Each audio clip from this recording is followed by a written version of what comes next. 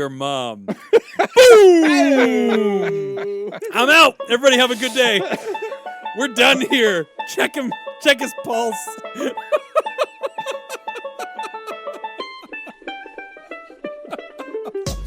From fabulous Las Vegas, Nevada, this is Pod Therapy. Real people, real problems, and real therapists. You can submit your questions anonymously to podtherapy.net or email us at podtherapyguys@gmail.com. It's Thanksgiving! Yay! And you know it's Thanksgiving because Jim has already started complaining about his birthday being in December. And now, broadcasting from the chair, and that guy is Dr. Jim Job, and I'm Nick Tangeman. It's time for some Pod Therapy. The collective age of this podcast is going down, down, down. Talking about this whole sandbox Tonka truck Okay, thing. but I'm going to bring this back. What is the largest thing you've ever driven? Not my mom. Don't give away the Patreon jokes. It wasn't that funny to start with. Killer. It was so good. On the sliding Jim scale, it was pretty good. It was Thank pretty you. good. Yeah, I mean, we're grading on that scale. Credit where credit is due, buddy. Yeah, exactly. For plastic, forks, knives, and cutlery, it was the champagne glass of Chinette sets. He took the cork off the end of his fork and just nailed one. Largest thing I've ever the RV that I took to Utah. Okay. And that thing was a son of a bitch. All I had was anxiety, man. That doesn't sound fun. Yeah, because you're trying to drive it through the mountains. Okay? Yeah, fuck that. Imagine being in an RV, except it's bigger, and there's nothing that can go wrong. All right, it is you appealing can just drive to it be in out the in desert. the middle of nowhere. That is kind of cool. I've being from Iowa. Now I wasn't a farm kid. Yeah. But everybody in my family, they were all farmers. Aunts, uncles, I grandparents. also feel all like this. not a farm kid is The a pretty first- sliding scale for It is. living in Iowa, It is. right? It is. You're Like- more of a farm kid than I am. The very first thing I've ever driven was a tractor. Okay, but I'm not a farm kid. But I'm not. Like, I'm not a real but I'm farmer not. because in Iowa, I'm real not. farmer. Exactly. By Iowa Planting the standards. corn. I by definitely hand. drove a tractor before I drove a car, and I'm definitely not a farm kid. Man, that's a weird thing. Yeah. To say that, but I'm not to a farm drive. kid. So the biggest thing I've ever driven was a combine. What's a combine? It's how you harvest the crops. Yeah. So What do it's you going to mean? be either. Okay, you're telling Oh, me what shit. it does, but that doesn't get me to the part you want me to understand. The combine is just huge. a big fucking piece It's of machinery. huge. Okay, these things cost like a $500,000. It's like a big It's a truck. piece of farm equipment. Yeah, but it's bigger than like just a regular tractor. Think Like, of it's- like a ride-on mower. Yeah. It has like the handles on each side. Yeah, You like use the those to John turn. Deere thing. Yeah. Think of that, but like 80 times bigger. Oh wow. Just like blow that up, close in the cabin. You have giant like thresher things spinning around on it. So you drive it over the crops? Yeah. Yes. And it just And it's- gathers and the it's crops? Gathering stuff up. Yeah. Wow. Isn't that what the cotton gin does? No, Okay. that gins the cotton. I learned about that in history. It seemed pretty important at the time. So. It is. Okay. Also, a fine piece of equipment. Yeah. No beef Just with cotton just gin. not the same piece. Okay, of Nick equipment. is now holding up a computer. Weird.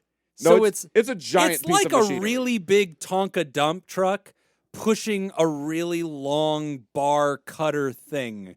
Yes. Yeah. It looks like And a here's the hammerhead thing. shark made out of dump It is trucks. so much fun to just be in control of something that humongous. yeah, I mean, and just to drive it even That is just a kinda little cool, bit. Yeah. It is You're kind it of is selling a this. thrill. Yeah, that is You kinda need to do cool. this. It's like a big engine and stuff. Yes. Yeah. Yeah. It's kind of neat. Yes. Just all power.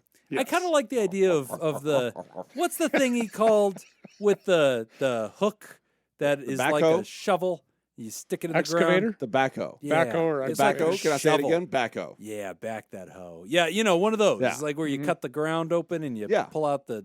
I believe it's called a backhoe. a digger. I want to use those. They have those. Yeah. They have those. That would be kind of fun. I'd like to use one of those. Why do they call it a backhoe? Because it's on the back and it's a hoe. Hey, like Nick's mom. Uh, Nailed it. Call Call back. No. No, it's not. not 'Cause great. The first time caught you by surprise, every right? time it just gets less funny. That's yeah. fine. It's You 50% nailed it. less than You the- nailed it, and then you just tried to continue going with it. And Yeah. then, no. You know And then what? you just spent the rest of the time going, remember when I said that funny thing? Yeah. Die the hero, or you live long enough for people to lose interest in your jokes. Happy Thanksgiving, everybody. Lots Ho, of ho, fun ho. questions today. Ho, ho, ho. And a reminder that you can get all of this episode ad-free at patreon.com/therapy, including our extra content, which you always hear the end of as we're coming into the show. And we've got some great extra content showing up at patreon.com/therapy in November and December. I have launched a 6-hour ADHD series. And the first episode actually came out this Monday of Thanksgiving week. And it's about the prevalence and humanizing, kind of like the concept of ADHD. And then the second episode is about the diagnosis of ADHD, how we diagnose it, and the history of it over time. And by the third episode, he will have lost interest. The Ironically. third episode is about assessing, like how do we test for it and how do we treat it. And then the last episode is speaking to why we are seeing this growing tendency of ADHD diagnoses and what that means for society and what we should be thinking about and doing about that. So huge stuff coming through at patreon.com/therapy. Jump in there, get the extra content. And remember, whenever you sign up, you click a button and then the podcast just dumps right into whatever you're listening to this podcast on. It just goes right to the same exact thing. It's very we always kind of skim over that. The RSS feed thing where you get the ad-free version of the show. It is not, you don't have to be technically savvy. No. To do Jim is able to do this. I'm able to do it. Hell, Nick's able to do it. I was not able to do it. All right. You know what? Way to fuck up the pitch. I'm sorry. I'm Mr. Honesty. I wasn't able to figure it out. Just right on his face, man. Just right in his face. I couldn't. All right, listen. It's not hard. No, that shouldn't discourage any of our listeners. It shouldn't, because I'm really stupid when it comes to this stuff. He's a farm kid. I can't figure that stuff out. You go to patreon.com/therapy, go in, and you'll get the app or you get on the website, either way. And the very first post you'll see is a pinned post that has everything on it. It has all the deep dives, all the interviews. You can punch it just like a link, and it'll just start playing. And it also has a thing on there that says, hey, do you want this just to dump into your podcast app? Click this. And then it's done. But, Nick can't be trusted to click things. Yeah. Anyway, patreon.com. Somebody send Nick that link. Yeah, we will fix this for you, buddy. It's fine.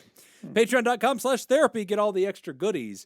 And happy Thanksgiving to everybody. So we've got some great questions this week.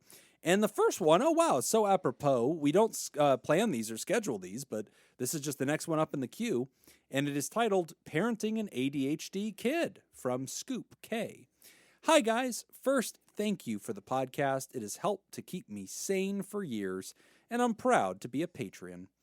My son, Jay, was diagnosed with ADHD in second grade and put on a 504 so that he could have some accommodations in his classroom, such as small group testing.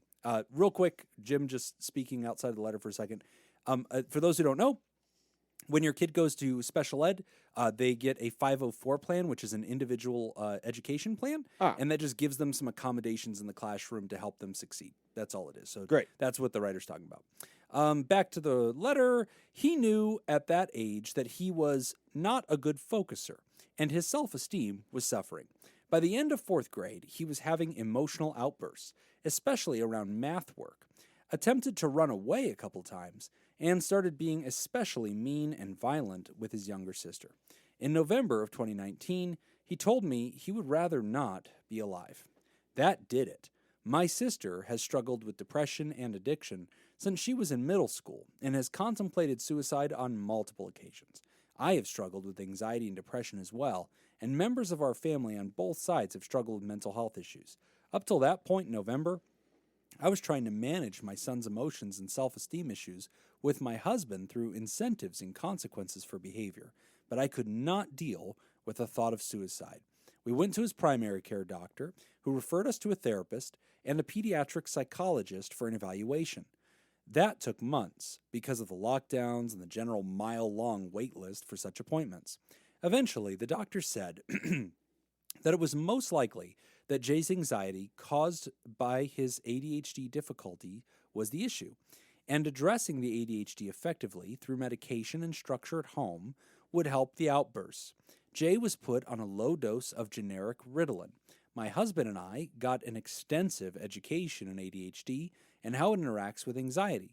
We made changes to how we addressed issues at home, and we have been in therapy all together since then.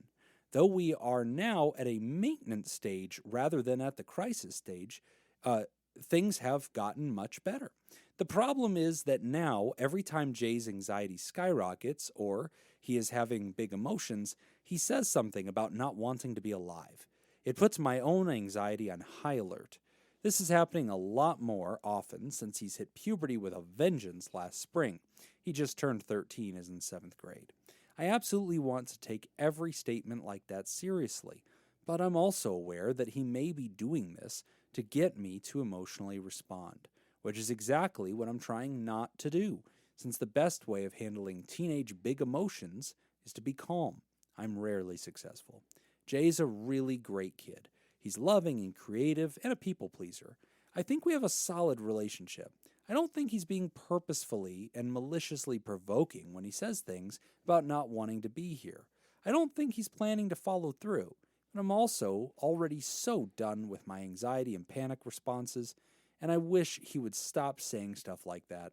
I can't stand the thought of dealing with this all the way through his teen years. Help? Thanks, Scoop K. All right. Well, thank you for writing in, Scoop K. This is a good question. Good question. I recently completed a 6-part ADHD deep dive. ADHD, Yeah. Oh, good. so, Good. Yeah. But go ahead. I'm sure you have. No. You're doing great. No. Continue. By all means. Well, the question doesn't have much to do with ADHD, and that's the ADHD part of the story. I just hope everybody heard it because I love that it had, I think, a good completeness to it. Here's the situation. This kid is struggling. We're noticing there's problems with focus. And yes, emotional dysregulation, anxiety can be components. Low self-esteem can be components of ADHD because, again, the person is impulsive, they're forgetful, they have trouble focusing, they're underachieving, they're having all these intrusions into different spheres of life, and so they typically don't succeed. And whenever we're not succeeding in our social life, in our occupational life, in our school life, now we're starting to feel less than. We can get frustrated, angry, and we're kids, we're still trying to work through this stuff. So in this scenario, what I love about Scoop K's story when it has to do with ADHD is, okay, we saw this, we went to the right specialist got us to actual ADHD helpers instead of just the pediatrician. Because what one of the things I talk about in the series is that like 57% of childhood diagnoses for ADHD are being rendered by the pediatrician in 20 minutes or less. Oh. Yeah, and then straight to meds. Oh. And like, that's not ideal. Those people are not trained for this, and we want to see a lot more. And what's in Scoop K's letter is exactly what we talk about in the deep dive of what ideally we do want to see. We want, yes, medicine's important and very, very helpful for kids, by the way, is strongly recommended for kids. A lot of people are scared about amphetamines. They think, oh man, I don't want kids on stimulants. But in many ways, especially when a child is appropriately diagnosed with ADHD, the stimulants are extremely helpful. They don't, cause people like tweak out, like it might do to an adult who doesn't have these symptoms. But to the child, it's really, really helpful. It's very stabilizing. It allows them to be more effective at school. And then Scoop K's story, we also got family therapy, and the parents got coached and taught, here's how you manage a child who has this. Here's how the anxiety is erupting out of this. Here's the emotional dysregulation. Let's work on this as a family. And so all those pieces, Scoop, I love hearing that because to me, that is an extremely successful story for how a family can come together to successfully, I think, navigate and manage ADHD. Now, that part is solid. And, the fact that happened to be a topic of the letter is interesting, but I don't think that that's the part where we have the problem because that's an area that's very well managed. I think the problem we get to is when we have kiddos that don't know how to language frustration. They don't know how to language setbacks. They don't know how to language difficulty or emotion. And so they reach for things that are the obvious thing. I don't want to be alive, or I'm so angry I want to kill my sibling. And it's like, oh my God, you want to murder them? It's like, well, kids don't paint in nuance, right? It's just red, blue. They're not getting into like magenta, and knowing how to artfully describe these things. And I think that can be really tricky when we're trying to interact with people. Now, you and I, we've worked with lots and lots of kids. And I think affirmatively teaching them ways to tell us how they're feeling, giving them new language, giving them words, giving them examples, and trying to kind of sit with them as they explore that is pretty important because otherwise they do land on like those big, huge disclaimer kind of things that do catch your ear really fast. Yeah, and we had a similar question to this before. Yeah, I remember that. It was like a year ago or something. I can't remember exactly, but I remember we talked a little bit about the importance of, because it is difficult because, yes, you want to take this seriously. You never want to find yourself in a position where it's like, I didn't take it seriously and then something bad happened. Right. So you always want to treat it serious, but you do have to, as Jim was saying, kind of educate your child and say, okay, when you say this, Right. I'm going to take it seriously. And this is what I feel like I have to do to protect you. Right. So is this really what you're trying to say? And if not, here's a better way of saying it. Right. And then you kind of have to provide other options, and you can say this, and I will also take this seriously too. So it's not like it's not like you have to threaten your life for me to take you seriously. Right. It's just, I will take you seriously if you say this. I'll also take you seriously if you just say you're really angry about something. Right. That's okay too. And I'll take that seriously too. But I'm going to respond to that. Right. And I can help you with that. Yeah. It helps them right size it. Yeah. In these kinds of situations, it's tricky because, like Scoop says, it's not likely that Jay is being malicious or deceitful, right, or even manipulative. It's probably the case that Jay would like parental reaction, and that's not to say manipulation. It's just to say a call for parent, right? Which is, every child can do that. An adolescent boy can make a plea for parent, and that's okay. But we don't have the right way to signal, and so all we have is, I'm feeling that thing we all went to therapy and talked about, right? I'm feeling sad. I'm feeling overwhelmed. I'm feeling like not being alive would be good. And that's the best, most authentic truth Jay has. And so we as the adult class hear that and go, well, shit, that we have to react, right? We only have one move to that. So Scoop K, what I would want you to do in that situation, before that situation arises again, I'd like to proactively, there's the word I'm looking for. I want to proactively get to a place where we can start training in emotional vocabulary. So there's really great worksheets out there. There's the Wheel of Emotions. It's a really useful tool for kids. The Wheel of Feel. The Wheel of Feel, baby. And so I love that kind of stuff because we can sit down, and as a family, this can also be a family activity that we do in therapy or do on our own. And there's many games about it too.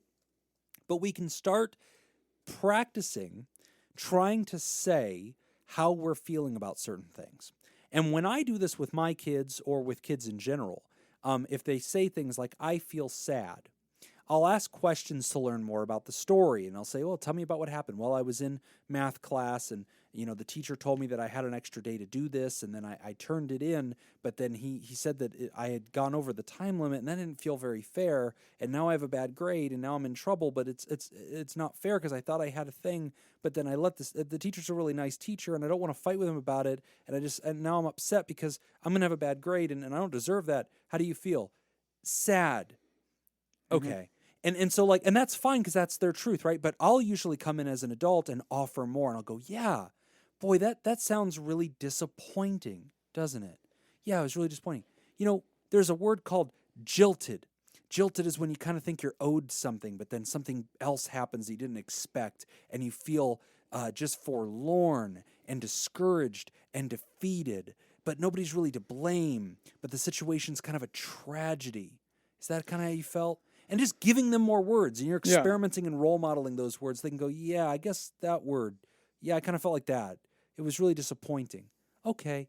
And I'm doing that in that benign scenario, but I'm trying to plant seeds for the kid so that they have more crayons in the box to color with the next time they need them. So when I used to work with adolescents, we used the wheel all the time. The Wheel of Feel! And we would... if you actually just Google Wheel of Emotions. Wheel of Emotions. Or Bing. .com. Wheel of Emotions. Bing. If you don't like Google. But check that out. Yeah. Or I don't want to shill for Google. Ask Jeeves. Ask Jeeves.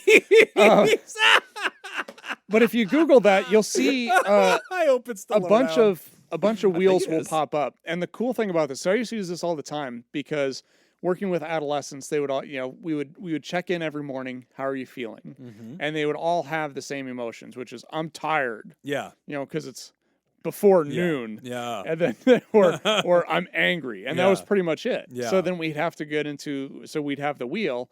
And basically there's 3 different levels.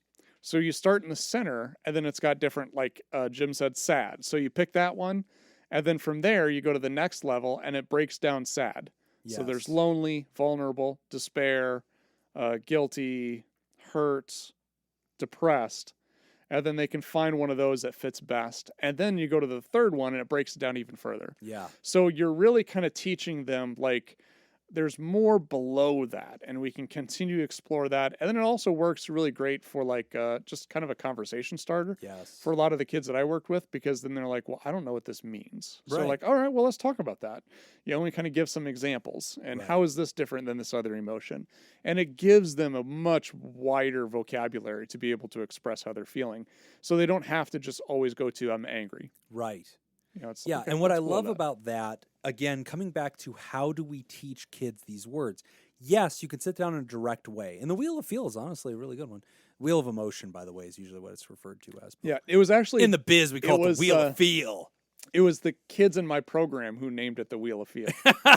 That's solid. Yeah, they were so creative. They came up with the coolest names for stuff. I don't know how they do it. Here's Mr. Tangeman's Wheel of Feel. I should have had them. I should have said, "Hey guys, think of a name for a therapy podcast." Oh, that would have been killer. And we'd probably and then they probably would have just bought the URL anyway, and we wouldn't. And we'd be working for them right back where we started. Yeah. But yeah, again, when you're teaching young people emotions. Yes, you could do it in that direct way where you're like worksheet or watching videos about it or reading vignettes that kind of ask, hey, what do you think this person felt? Do you felt this, that, and the other thing? More often for me, I find it to be more natural that just whenever I can. So the first thing you do is you educate yourself about a nice long vocabulary list to get more comfortable using other words. And then as you're just talking about life, you pepper in those words. So one of the things I've strategically done with my children, my own children, is I want them to have a really good emotional vocabulary because I know how valuable that is in life when they're hitting hard times or when things are happening. I want them to have the most nuanced color in their crayon box to reach for, to show me what it really is because I want more information. So also, can I just jump in real quick? It's also good not just for the kids to be able to express to other people, but for the kids to be able to understand the emotion themselves. That's it. Because a lot of the kids that I worked with, they can connect with anger. Yeah. They can connect with feeling tired. They can connect with happy. But there's a million other emotions that they feel that they don't recognize. Right. And so they can't actually address it. Exactly. Right. And so I kind of front-loaded that by telling stories. So just I'll be talking to my kids in life or just telling stories. Oh, yeah, when I was, about your age, this interesting event happened. And I think all parents kind of do this. We sort of just see that something might be going on in our kid's life. And so unprompted, we sort of just tell a story from our past or story that we heard about recently and trying to like guide them in a passive way. It was in a moment where I was having my vasectomy and I just felt the emotion that I was feeling was jilted. Fear. I felt jilted as I threw the lollipop at the door, begging the nurse to come back in and help me. By the way, Scoop, do not teach your child the word jilted. Yeah. Them using the word jilted at school is only going to cause more problems. They will get beat up. So maybe don't do that. But I like that word because it reminds people that there's many vocabulary words that we have not used. It's rare that I use the word jilted without immediately following it with lover. I know. It really only has one flavor, doesn't it? Oh, there's only such thing as a jilted lover. But yeah, I'll tell stories. And so that might help you, Scoop K. It's just for you and your co-parent to maybe tell stories and just kind of starting to throw in a little bit more nuanced emotion words. And then, trying to parlay those back to stories. Like whenever you hear your kid describing what's going on in life, like, well, that sounds like that may have been really discouraging. Was that discouraging? Yeah, it was pretty discouraging. Yeah, you probably felt pretty frustrated too, kind of powerless, unable to really do anything about that. Yeah, I did. I did kind of feel powerless about it. Yeah, that's a shame. I know when that happens to me, I just feel like, okay, now I'm stalled and frustrated and, jilted lover. And that's really what kids need. They need that vocabulary. But Scoop K, I can't tell you how happy I am to hear the story and to hear how much progress you made with ADHD. Yes, over a course of time, but wow, that was so successful. And for it's really hopeful for me too, because it's nice to hear parents not just, okay, we'll go along with the medication because that's what's prescribed. We want to do that, but let's also change some of the stuff that we're doing to adapt to the kid, as opposed to forcing the kid to try to adapt to the world. Yeah, I think that's awesome. And it really, not to pitch the series too hard, but the ADHD series that I recorded, the episode that's into the assessment and treatment of ADHD really gets into that, because there's a lot here. It's not just click the pills and go.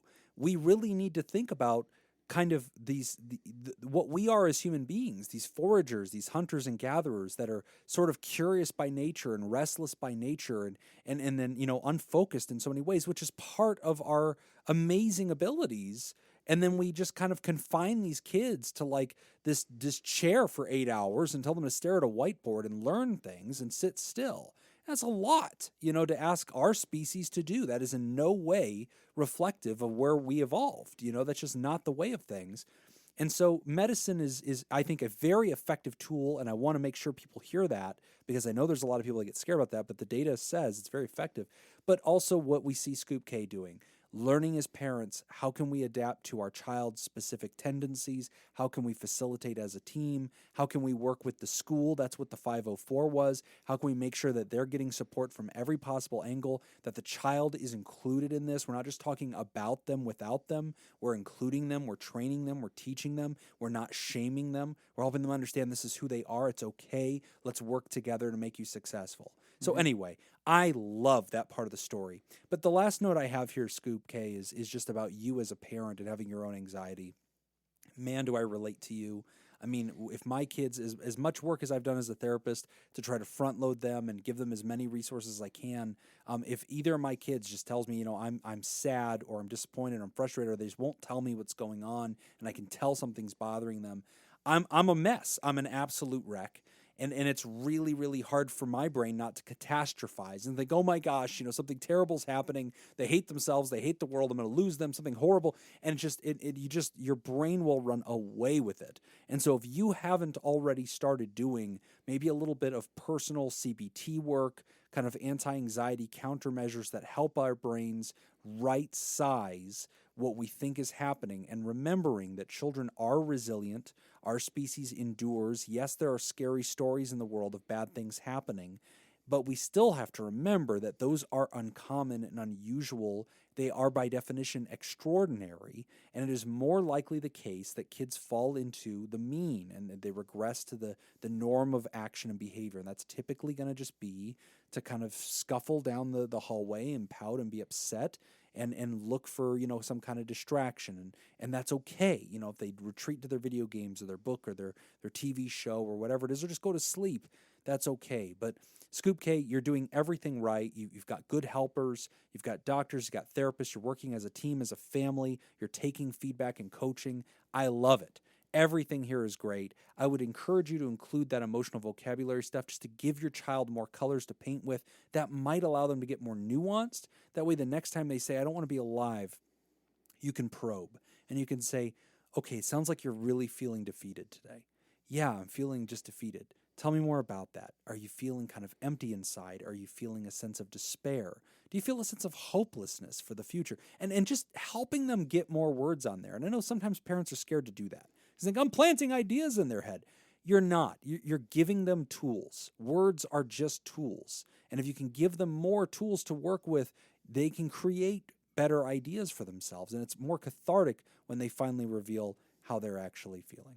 But great question. Glad to hear that you're doing so much work, and really a great example, Scoop K, of how I want all parents to respond, to take their kids the right amount of serious, love them through it, but also get help, and support them as best you can. So awesome stuff here.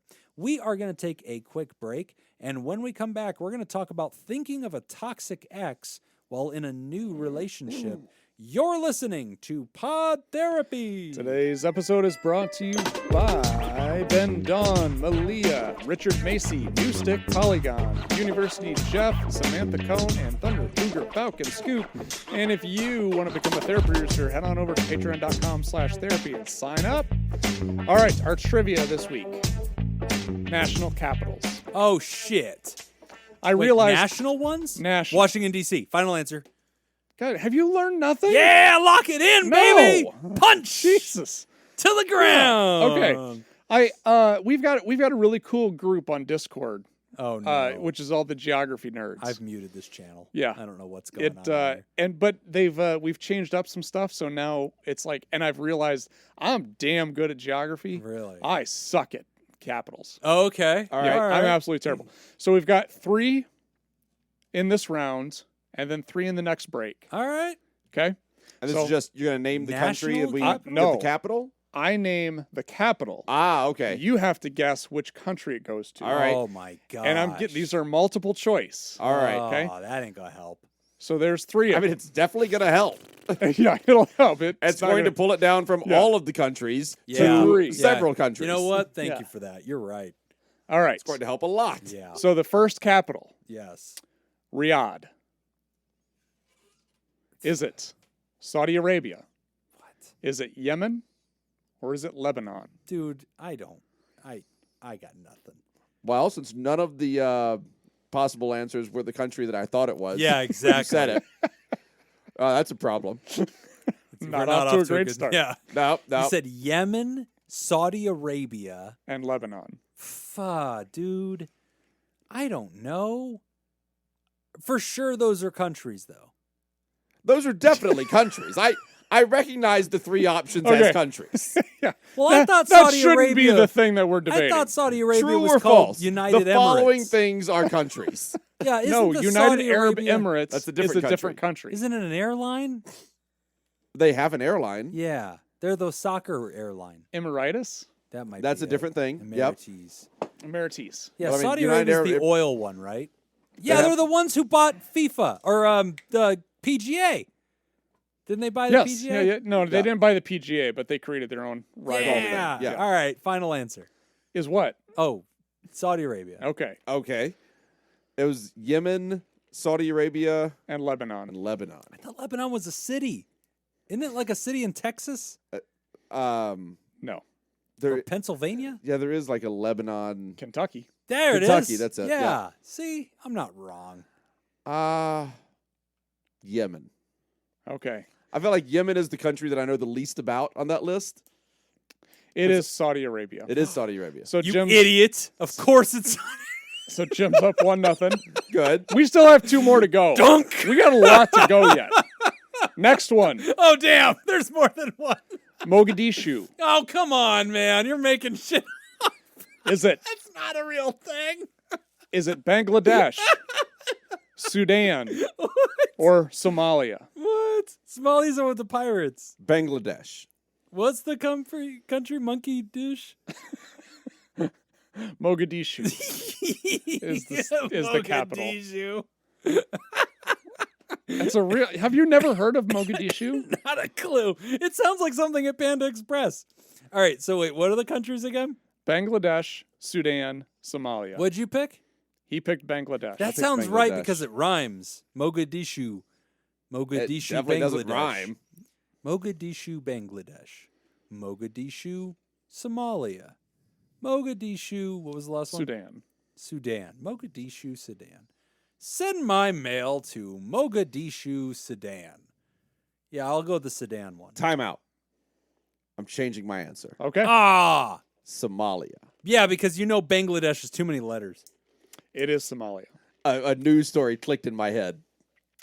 What? So, yep. Okay. There was news about Mogadishu? It's a national capital. Yeah. Like it's Of on the the news every pirate so land. often.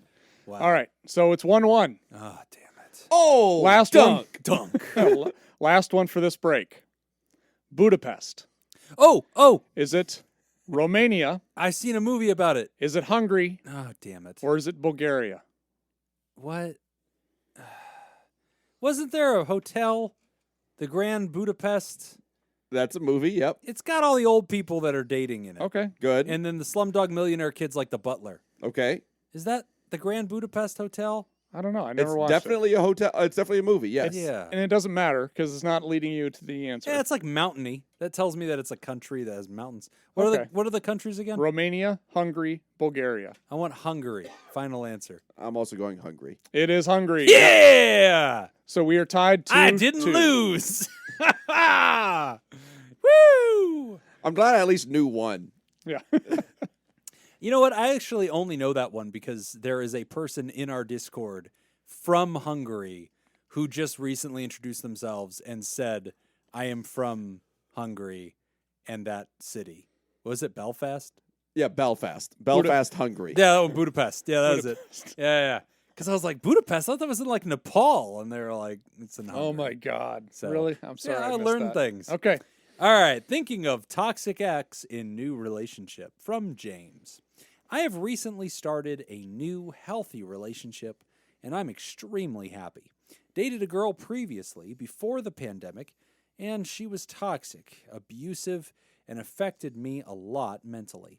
Like when I told her I wanted to end my life, she didn't care and kept me in a depressive mood, even to the point where my sex drive had gone in the middle of a depressive episode. She would get angry at me for not having sex with her when she knew why I wouldn't. Now I'm happy with the greatest girl ever, but I will randomly think of my ex's name. I'm completely over her, but don't know why this keeps happening. How would you recommend me to stop having her affect my new, better life? Thank you guys for what you do and for your help. James. All right. So how to stop thinking about your ex. Yeah. I mean, it sounds like it wasn't all that long ago. Yeah. Before the pandemic, which makes me think it was like right up until the pandemic. Right. Which in reality was, I mean, it's 2 years ago. So God, we don't really know how long that relationship was. Right. So, I mean, that's going to happen. It's just going to take time. There's always going to be little things that are going to remind you. And it's not necessarily a bad thing or a good thing. Doesn't mean you're not over somebody. But especially if, you still live in the same house that you lived in when you were dating, when you still live in the same city or, you constantly see all these things that are just little reminders. I think that's just going to take time. Yeah, it kind of sounds adjacent to like intrusive thoughts, right? Because I mean, James is saying, look, I don't think about them in a loving way. Like I get the impression from the letter, the ex's name just pops into my head. I'll just be doing my thing, and then all of a sudden they pop into my mind, and clearly there's still emotion attached to that person. Not loving, but pain, right? So Yeah. I guess the real question then is, what do you do after that thought enters your head or after you think of somebody? So something happens, you think of your ex's name, then what? What's step 2 in that? Because that I think would be a pretty good indicator as to what we're dealing with. If the next thought then is reminiscing or missing those days or something like that, well, then that tells us that there's still something there that we need to kind of deal with or process. If your next thought is, that was weird, moving on, right, then that's just something about, taking time. That's just going to go away. But it doesn't have any kind of emotional connection or any kind of grab. Or it could be something that, name pops up and then it brings up hurtful feelings where it's just like, oh, I'm still bitter about this, or it still really bothered me that she did this, or it bothers me that, whatever. Then again, it kind of goes back to what I said the first time, which is just kind of like, okay, well, then maybe we need to kind of process some of that stuff. That I actually think is really helpful. A lot of times when people have these kinds of intrusive thoughts, they think the trick is don't think about it. Yeah. And like try not to look at it. And it's that paradoxical injunction, right? The reverse psychology. Like you try not to look at the thing and it makes it bigger in your head and it feels more intrusive and it seems to pop up more often. So sometimes, not always with intrusive thoughts, but in this case, Nick's right. It's actually more healthy for you to just kind of sit down and discuss it. And that could be with a therapist, that could be with a friend, that could be in a support group or in a journal. But just to sit down and kind of do like a long form reflection and really take the time to say, when I think of this person's name, what emotions fill me? What do I sense when I think of their name? And to write those down, to go back to your emotional vocabulary, to write those down, and then to unpack that further to that next level and say, why? Why do I feel these things? Well, I felt that I was minimized. I felt that I was dismissed. Whenever I was at a low point in my life, when I confided in my partner that I was not wanting to be alive anymore, they seemed to be indifferent to that and selfish, really still thinking about them in the relationship and what they wanted from me. And when I couldn't give them those things, how did I feel about that? Well, did I feel attacked? Did I feel put down? Did I feel to be made to feel less than when I was very vulnerable? And do I now have a sense of resentment to them? And James, whenever you can kind of just sit down and you can unpack all those feelings and just lay them out onto the table, sort of like puzzle pieces, and especially if you can work with another person to sort of assemble the pictures there is a cathartic release that happens. Now, you might think, well, what am I doing here is I'm giving this person more of my headspace and more of my brain power. Isn't that only going to make them appear in my brain more often? And initially, yeah, it could. But I think that a good theory is kind of going back to what you said, Nick, is that generally speaking, it takes the heat off of this and it kind of airs it out. And there's a cooling effect that happens over time. Yeah, because I don't think we're not exploring your ex. We're exploring your head. Yes. We're exploring your memory. We're exploring your emotions. So it's kind of like being non-judgmentally curious. Yes. So I have this thought pops into my head. I'm going to be non-judgmentally curious about it. Right. How did this happen? What's going on? Why did I think of that? But I'm not going to say to myself like, oh, I'm such an idiot. Why did I think of that? Right. Or, ooh, it's bad that I'm thinking about this. Or, ooh, it's good that I'm thinking about this. There's no judgment at all. It's just, this is interesting. Let's explore this. Right. What's going on? And that's kind of that theory of mindfulness, right? Mm-hmm. The That's exactly what mindfulness is. The emotion is there. Yep. And I see it. I don't have an opinion about it. But also, James, another thought on this too is just also right-sizing the expectation. Your ex gets to live in your history museum. That they have a shelf, right? They're there. There's an exhibit dedicated to your ex. And so you're going to think about them. And I don't want that to feel like you've done something wrong or that it's a betrayal, or I don't want you to think, what is the meaning of this? There may be no meaning to it at all. Just life happens and we remember our ex. I think that's true of anybody. I think anybody in this room could say, sure, I've had random thoughts of an ex and, my past history because that was an emotion to me. It's, maybe not full-blown traumatic, but there's an emotional imprint in my memory neuron there. And yep, sometimes they pop up in my head and it doesn't have to mean anything. It doesn't have to be something that interferes with my happiness for the day. I can look at it kind of like what you said, Nick, and just the next thought is, oh, that's interesting. I wonder what made me think of her. Oh, is this? Great. And we just move on in a non-judgmental way. But I think giving ourselves permission for that to exist. Because, James, if your goal is to extinguish the possibility of remembering your ex, I don't think we can do that for you. Also, you don't want to. Yeah. You want to keep those memories and learn. It's a life experience. You want to, like, you didn't have a great experience with this. Right. It wasn't fun. Right. The one thing that you're getting out of it going forward is an education. And that way you don't accidentally date her again. Right. Because if you forget which one she was, yeah, you could be there at a, Chevron pumping gas. And here she walks comes. Out, Yep. You go, you know what? This one's familiar in some strange way. Right. Pretty. I'm going to take my shot. And then, oops, there you go. Step on the same rake into the pool. That's Nobody wants that, James. So it's a good question. It's relatable. I think anybody hears this and goes, oh, yeah, this is something we've all been there for. But Definitely. something you didn't talk about in there, James, I think is really important. Just hearing about a pretty tough history with depression and even getting to a place of suicidal ideation.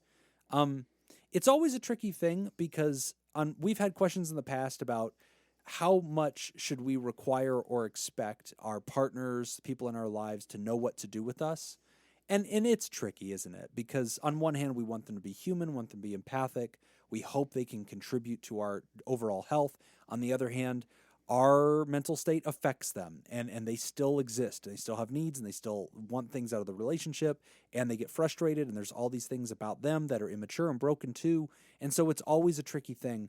But I'm really glad to hear that, A, you've exited from something that wasn't nourishing, that wasn't healthy for you. It's always a victory to let go of a bad relationship, and they're very hard to let go of.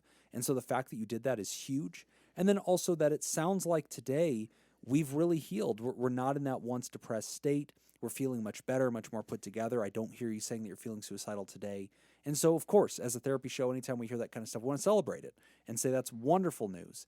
And, I don't want you to fear that you're going to regress just because of these intrusive thoughts. It sounds like it's frustrating, it's unwelcome, but hey, they usually do dissipate over time, and don't be afraid to explore those thoughts in a healthy, safe, controlled environment, probably not with your current partner, just because, that's not their history. You don't need to burden them with your past if that's not something that's going to be helpful to the relationship, but maybe with a friend or in a journal or just with yourself out loud, just talking to yourself. Why did this person pop into my head? What emotion do I think of when I think of them? And what was that like for me? It's not unhealthy to do. So Great question, James.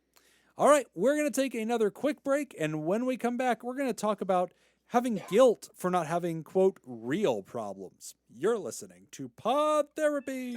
Today's episode is brought to you by Ben Dawn, Malia, Richard Macy, New Stick, Polygon, University Jeff, Samantha Cone, and Thunder Cougar Falcon Scoop. Yeah. If you want to become a therapy producer, head on over to patreon.com/therapy and sign up today. All right. National capitals, round 2. Do it. Kuala Lumpur. Australia. Final answer. Done. I knew it. It's so obvious. God, he doesn't fucking learn. No. Okay. It's so obvious. Your options Kangaroo City. and I'm speaking only to Jacob now. Yep. Wait, what? Philippines, You said final answer. Malaysia, or Indonesia. Oh, dude, Australia wasn't any of those. Yeah. Fact. Wait, what was the city again? Kuala Lumpur.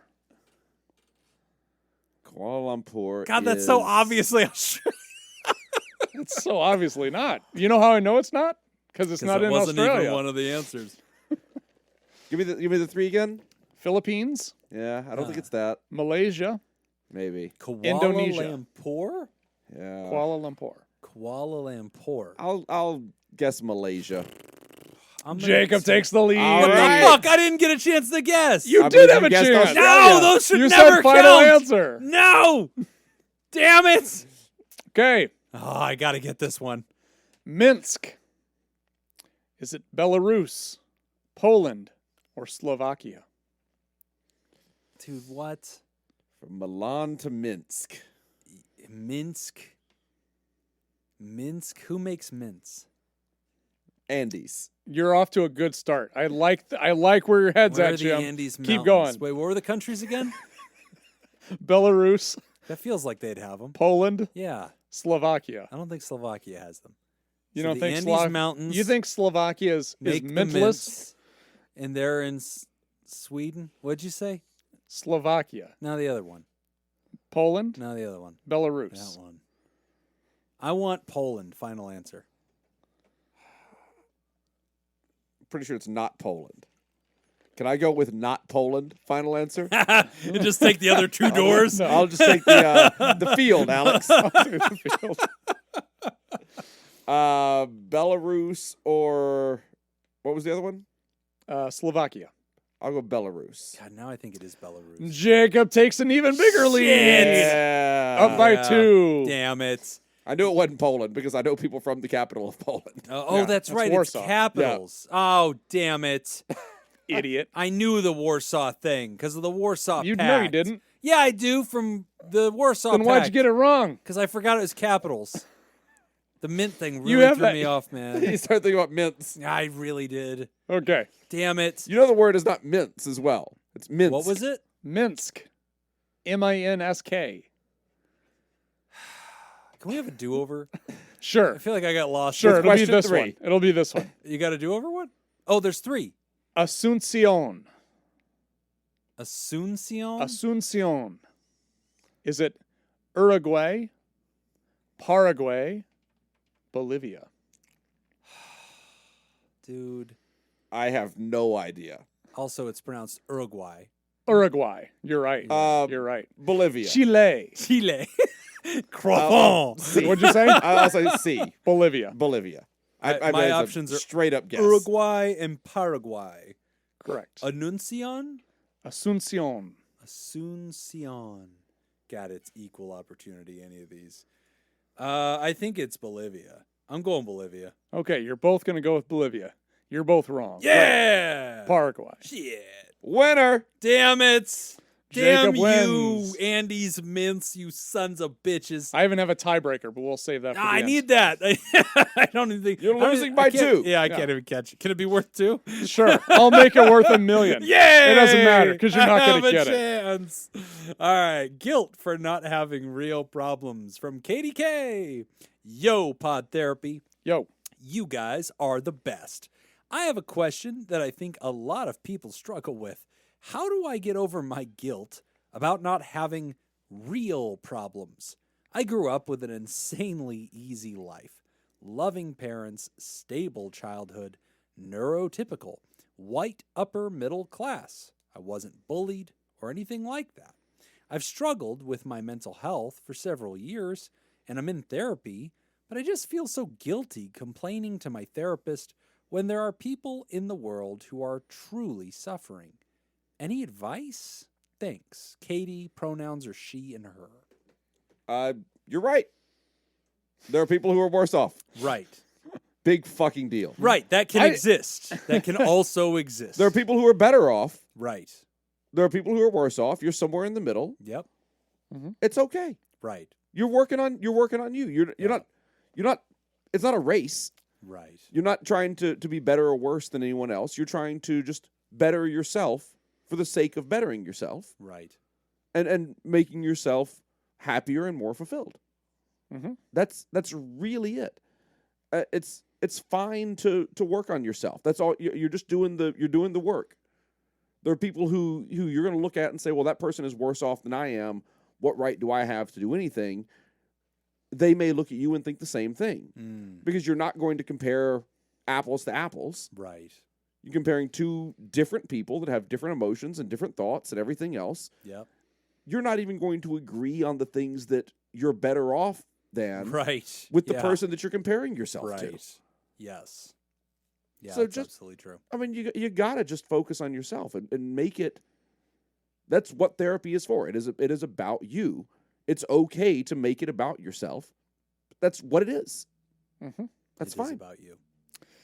I think, so first off, I can relate to this a little bit in my work treating substance use disorder because I've not had a problem with substances. Oh, right. Yeah. And Square so bear. Yeah, exactly. yeah. So it's one of those things where You go to the rehab and all the other therapists are all like recovered addicts, 13 years clean, and then you're like, hi, I just went to college and I'm good at this. And they're like, Yeah. whatever, square bear. yeah. Oh. And it's one of those things where like, and I think that the struggle that I had with it was, you know, those other therapists who were in that position and are working a recovery program themselves can relate and they can Right. say, I've been there. I get it. I know what that's like. And, Hmm. and here I am and I'm trying to be like, I can't say that. Right. I mean, I don't even dare try to fake it. Right. You know, right. that'd be terrible. So I kind of was in this position like, oh, wow, I don't know what to do. I don't know how to relate. But at the end of the day, you kind of realize it doesn't matter Hmm. because my understanding of their problem is irrelevant. It's their understanding of their problem. That's the Yes. most important thing. Right. And so the best thing that I can offer is to say, you know what, I can't relate to you, but I try to imagine what that would be like, and I don't think I'd be doing any better than you're doing. Sure. So I think you're, you know, I think it's amazing that despite all of this, you've gotten as far as you have. Right. You know, so I mean, that was kind of my way of empathizing with the situation without trying to pretend like I understood. Mm-hmm. That's one thing you never want to do is you never want to pretend like you understand if you don't. Now, that being said, I think the bigger issue here is when you say, I just feel guilty complaining to my therapist. Okay. So that's the part that I think maybe we can tackle is if you feel like your therapy is you complaining to your therapist, I think that's probably the bigger issue than you having an easy life. Because I wouldn't see what you're doing as complaining to your therapist. I think what you're doing is you're just sharing your reality with your therapist. Right. This is where I'm at. This is what I'm dealing with. Not saying that, like, I have the worst problems in the world. Right. That's not what therapy is about. It's really just about, are you maximizing what your potential in life? Are you maximizing your capabilities? And mental health therapy is the way that you can maximize your emotional, mental, behavioral well-being. Right. Yeah, I like this question because I do think it shines a light on several new realities that exist in our social conversation about mental health. One of them, I think, as we have destigmatized mental health and made it more comfortable to talk about. You and me personally? You and I, yeah, I think we Right. did it. Yeah, Yeah. I mean, Jacob was there, I was there, you were there. Clearly. Nobody else was there. You know, we were way out in front of this anti-stigma thing. That's why people buy the t-shirts. So I think the more we as a society have done the destigmatizing of these topics, people are more and more comfortable starting to open up publicly, and that's creating these streams of narrative and continuity, these bundles of like factors. And so we're hearing people start to say, hey, this group over here we identify as neurodivergent, right? That was mentioned in the letter. Well, like, I'm not one of those. Okay, well, these people over here, they identify as having family trauma, family difficulties, family of origin problems. Well, I don't identify as one of those, but like they're bundling, right? And that's good. We think it's healthy for like situations to find support among each other. And we do that in mental health. You know, it's very common that we say, hey, this is a depression support group, or this is a family of origin support group, or this is, child of alcoholics, And so we do that because there are shared histories and shared understandings.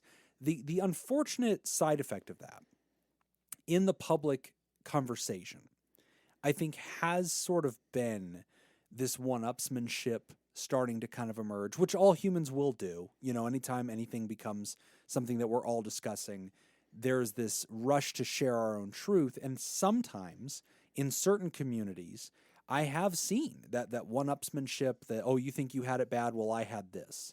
And, usually a good, healthy community puts that back down and kind of goes, hey, it's not a penis showing contest, calm down. We're all here to support each other. That's in an hour. That's the other room. That's the one thread down. But, I have seen that. And honestly, I'll tell you a quick story. I've seen this at the clinician level. So once upon a time, I was in a different office in my private practice, and you and I have hung out there before. But there were clinicians all there, and I'd make friends with them and, talk occasionally. And I remember once a clinician was sitting down and talking to me, and she was telling me a story.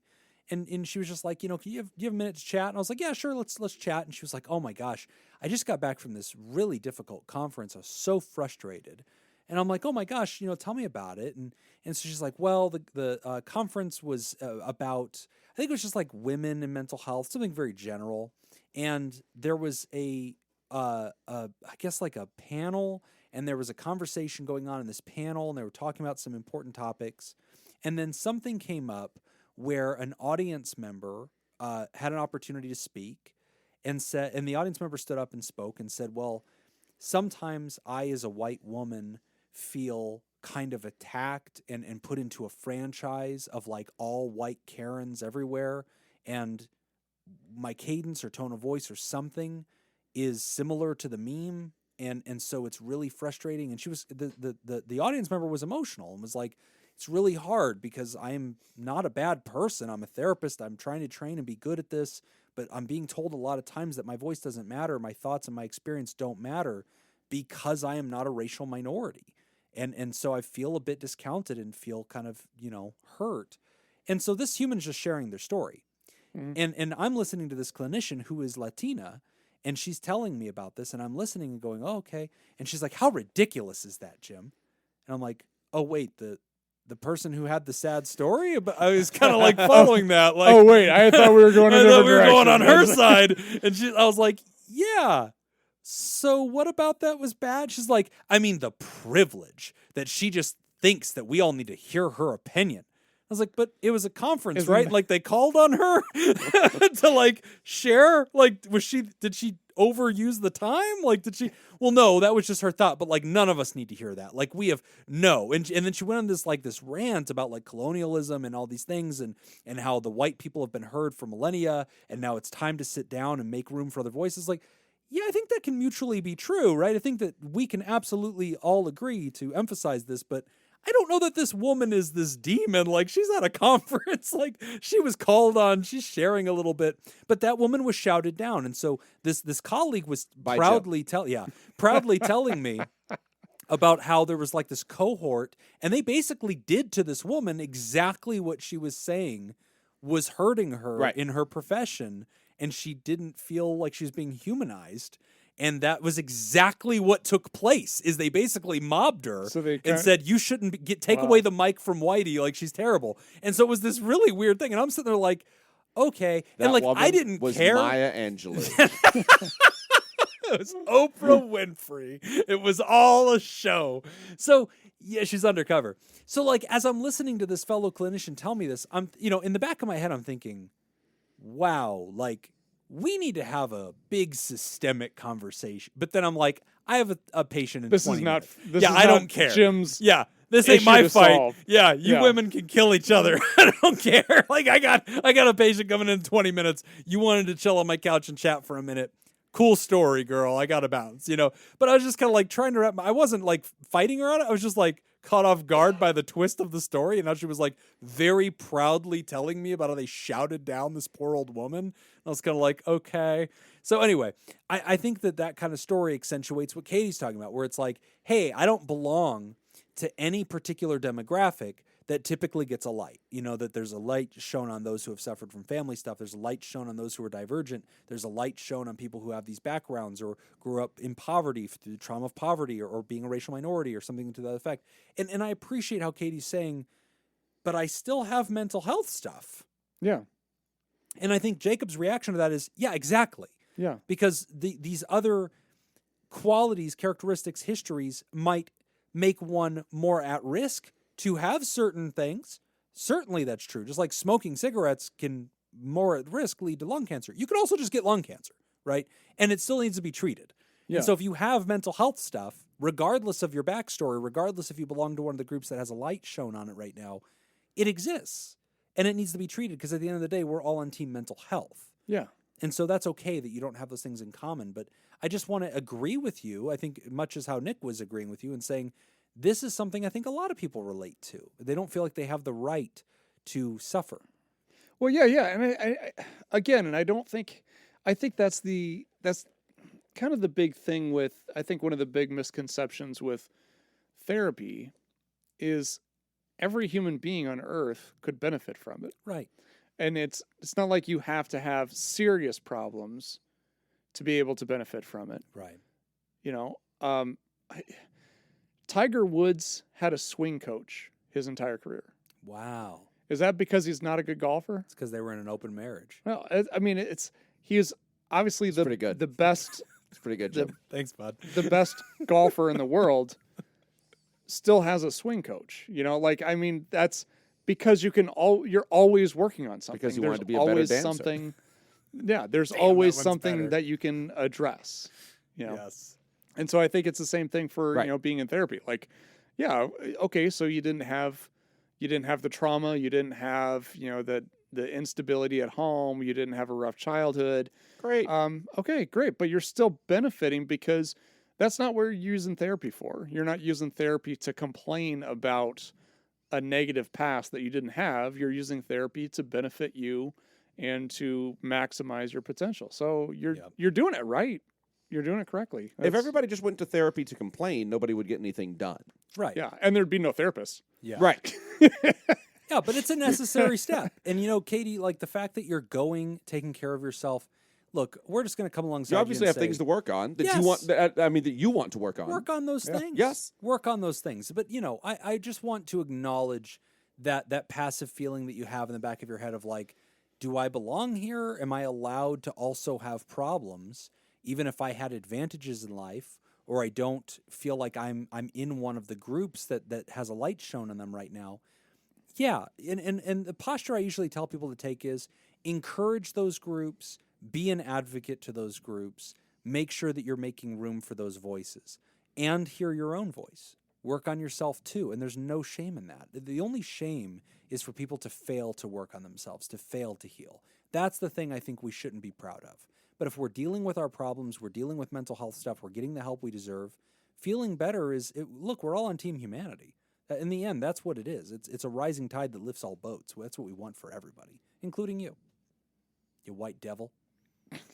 And like Jim said, fund lung cancer research. I think that's where I was going with it. Yeah. The full circle I was trying to get to was Jerry's kids. Perfect. So anyway, we have hit the end of the show, and we've got some exciting announcements as we close down the end of November. What's coming up in the future here, Nick?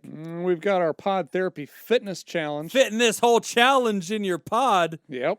Oh, Therapy. that's a good one. Thanks, man. I'm really good at it. Fitness Challenge in your pod. .com. So that will be up. It's already on if you go to mentalfitpersonaltraining.com. Make sure you get these URLs right, because there are predators out there right now just taking them and just holding them hostage. Go to my website, and then up at the top, you'll see a link for the Pod Therapy podcast.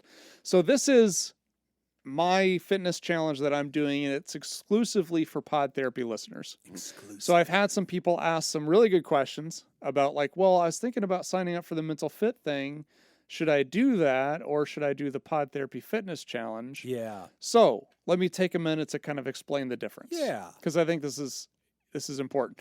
So what I'm doing with the mental fit personal training, if I can't actually work with you directly in person, I do a remote thing, and that's through my app. And so that would include an evaluation, which means that I'll be looking for, exactly kind of what you're looking for as far as your training program goes. And then you have a custom built training program specifically to fit your needs. And then there's some other stuff thrown in there. The fitness challenge is a little bit different. So the fitness challenge, there's no customization to it. Everybody's doing kind of the same workouts. So it's a 2-month-long challenge. It goes through January and February. There's going to be 3 workouts a week. You'll get access to the app, and then that's where you'll see the workouts. And if you feel like, oh my God, I'm not sure if I'm ready, do I need to be in shape, before I sign up for this? Absolutely not. No, that's the whole point. Yes, this is for anybody. You could, if you've never worked out before in your life, you could start this. It starts off pretty slow, and then it kind of picks up as we go. And it's all going to be home-based stuff, so you don't need access to a gym. And then within this challenge, then there's other stuff. And the challenge thing, it's not competitive. No, It's challenge only- in the sense that we're all doing it together. Exactly. Yeah. Yeah. And so you can post your results in the chat if you want to, but you don't have to. So Right. no one has to actually see your workout. But yeah, so it's a 2-month challenge thing. Again, it's on my website. Sign up will go active on December 1st. So on December 1st, you What should an be able to sign up important for it. day. Yeah, because it goes Because live. of that. It goes Yeah. live. So you can, I'm so glad you picked that day yes. to Well, launch your campaign. do you know why I did? Now they'll remember why I that did? day. Yeah. I did that because it's the first day of December. Uh-huh. Yeah. And then it gives you a Yeah. whole month Yeah. to get ready because it starts on January 1st. Are you worried Fantastic. that people will get confused with the day that your thing starts with Christmas? Ah. Not at all. 'Cause they are in the same because I month. do think people are adults. Yeah. And they know how calendars work. So Neat. I don't think they'll Okay, be interesting. Are Yeah, you I don't worried think that they'll it be will be worried at all. cold and uncomfortable during this thing, and that people will not enjoy it as much or attend parties? Oh, that's the focused on great it? thing about it is because it's all going to be indoors in your own home, so you don't yeah. even have to leave. Oh, great. You don't have to associate with anybody else. You don't have to Yeah. feel pressure to Yeah. go to events that you don't want to go This to. is fantastic. I'm glad it's- for all of this. yeah. And of course, the best part about this is if you are a Patreon on this show, Yeah. you get the whole thing for free.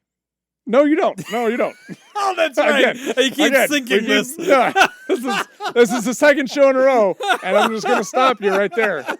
So it is $30, and I'm sorry, but it is $30. It's for 2 months. Unless, of course, you're a Patreon. No. If you're not, it And doesn't even matter. the dollar it does level. not matter. You know what? Even if you're a $1 former level. Patreon, it's fine. No. If you're a Patreon of another show, You can go into when you sign up, if you put in the discount code, if you put in Hey Scoops, Yeah. absolutely nothing will happen. Charge you double. It will not have any impact $31 whatsoever on that. I have had a couple people say that they wanted to start Mental Fit and ask, well, can I do Mental Fit and the fitness challenge? Yeah. No. You absolutely can. As a matter Yeah. of fact, if you sign up for Mental Fit, you can. I'll put you in the Pod Therapy Fitness Boom. Challenge for free. There So you don't- go. Two don't for have to one. Pay for it twice. Two birds. There you go. Mental one Fit, of course, scone. is what Nick calls the Patreon for Yes. this show. He's You sign up for the mentally Patreon for fitting this show, The Patreon. you're in for free. The website's already put together, so I don't care what you say. It's like, As long as they go. This problem's going to fix itself. People will navigate. They will find the If you have answers. signed up for Patreon, email Nick Tangeman. There you go. So speaking of the Patreon, remember, we have a lot of fun goodies up there. Patreon.com/therapy. Again, not a technical space. You go there, you swipe your card, you can sign up for as low as $1. That'll get you the ad-free extended episode a day early, and it will pop right into the same podcast app that you're listening to right now. It's literally copy a code, paste it into the settings menu, and you're done. And that's it. And then it just keeps showing up. You get it every Wednesday instead of every Thursday, completely ad-free, the extended episode with all the fun behind-the-scenes stuff. And you get access to our live Discord, which is a chatting app where you can chat with everybody in the community. There's hundreds of people in there. We talk about every episode. A lot You of can learn support. geography. You could, if you're so inclined as to learn geography. Jim is not. The Geography Hub is the place to be. No, it is not. It absolutely I've is. muted that channel. Don't go for that, okay? Join for the rest of it. It's a good time. But also, for if you're at that $5 and higher level, you get access to all of our deep dives and interviews. There's a whole library up there and new stuff coming out, including my series on ADHD airing in November and December. And Nick's got a lot of great stuff in the works as well, starting to delve into the intersection between mental and physical health. So really exciting stuff. I do on the have way. one project that I'm working on. It's about digging a hole in the No. middle of the desert with It's a big about- machine. no. This is serious. Oh, It's sorry. It's about learning to let go of expectations of people celebrating your birthday. Oh, wow. It's When's gonna this be- airing? December 1st. Oh, my God. I think it's time for me to quit the show. Patreon.com/therapy. You finally got it. Want to thank and welcome our newest Therapals as of this recording. Welcome Heather W., Daniel Davis, Guy Wade, and Tyler Castiger. Very good. And we got Gastiger. Damn. two new theropods, Samantha Santee and Stacy. Welcome to the party and a new Theraproducer. Welcome Oscar Swanrose. And as always, thank you to our therapartner, Dirty B. Dirty Bizzle. And of course, we want to thank our bosses, the mysterious and shrouded Illuminati members of the fan club, the Theraproducers. Thank you, Jake Schneider. Pause. Unless you're the one who stole podtherapy.com, in which case, yeah, thank you for your generous support. Then Give us thank the you damn URL. even more. Thank you even more for your expert level trolling. Thank you, Jake Schneider, Robert Brownie Jr. Mint, Smitty Scoop, Ben Dawn, Judy Schneider, Kayla Lansbury, Nathan's Hot Dog Scoop, Malia, Leon Kassab, Cindy Ash, Mason Miller, Richard Macy, Carolyn Albert, Kevin Chamberlain, Tess Miller, Newstick, Sammy Scoop, Ben Stanley slapping your face, Polygon, Sarah Smith, Adam Hathaway, Byler T, University Jeff, Mike Helm, Myra, Paris, Samantha Cohn, Darren Cunningham, Lib, Team Monaco, Thunder, Cougar, Falcon Scoop, Matt and Lisa Tangeman, Heyo, and Oscar Swanrose. And if you'd like to hear this episode uncut and unedited And why wouldn't you? and enjoy our spontaneous side projects, go to patreon.com/therapy. And thank you for supporting mental health. That is all the time we got for this week's session. I want to thank our landlords, Matt Mattingly's Ice Cream Social Podcast. And thanks to those of you who contributed to our show today. We really appreciate it. Remember, Pod Therapy isn't something to keep all to yourself. Share this episode and tag us on the social medias. When you do, it's at PodTherapyGuys on Twitter, at PodTherapyGuys on Instagram, just Pod Therapy on Facebook, and don't forget the extra content at patreon.com/therapy. If you want to submit a question to the show, ask anonymously at podtherapy.net or email us at podtherapyguys@gmail.com. I'm Nick Tangeman. I'm Jim Joe. Thanks, and we'll see you for your appointment next Istanbul was Constantinople. Now it's Okay. Istanbul, not Constantinople. Oh, yeah, got the other question. Yep. The one that I am 200% sure Jim will not get right. Okay. What is, and this is multiple choice, Okay. what is the capital of Canada? Fuck. Is it is it Vancouver? Is it Edmonton?